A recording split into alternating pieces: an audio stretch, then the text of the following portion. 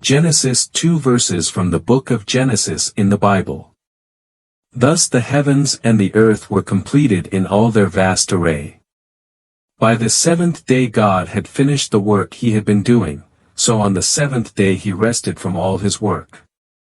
Then God blessed the seventh day and made it holy, because on it he rested from all the work of creating that he had done. Adam and Eve.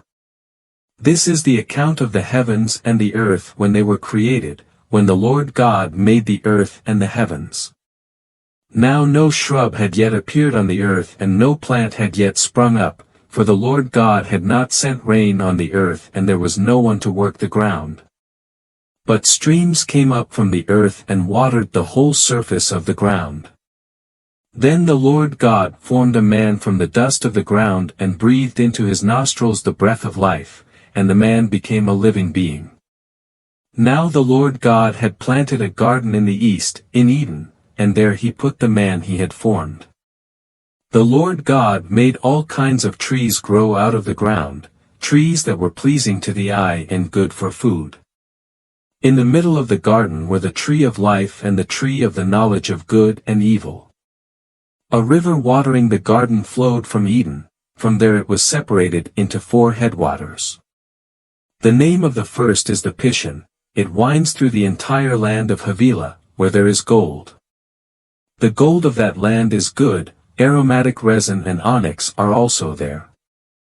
The name of the second river is the Gin, it winds through the entire land of Cush. The name of the third river is the Tigris, it runs along the east side of Ashur. And the fourth river is the Euphrates. The Lord God took the man and put him in the Garden of Eden to work it and take care of it. And the Lord God commanded the man, "You are free to eat from any tree in the garden.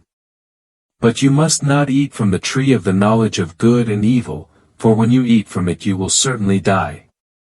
The Lord God said, "It is not good for the man to be alone. I will make a helper suitable for him." Now the Lord God had formed out of the ground all the wild animals and all the birds in the sky. He brought them to the man to see what he would name them, and whatever the man called each living creature, that was its name. So the man gave names to all the livestock, the birds in the sky and all the wild animals. But for Adam no suitable helper was found. So the Lord God caused the man to fall into a deep sleep, and while he was sleeping, he took one of the man's ribs and then closed up the place with flesh. Then the Lord God made a woman from the rib he had taken out of the man, and he brought her to the man. The man said, "This is now bone of my bones, and flesh of my flesh. She shall be called woman, for she was taken out of man. That is why a man leaves his father and mother and is united to his wife, and they become one flesh." Adam and his wife were both naked, and they felt no shame.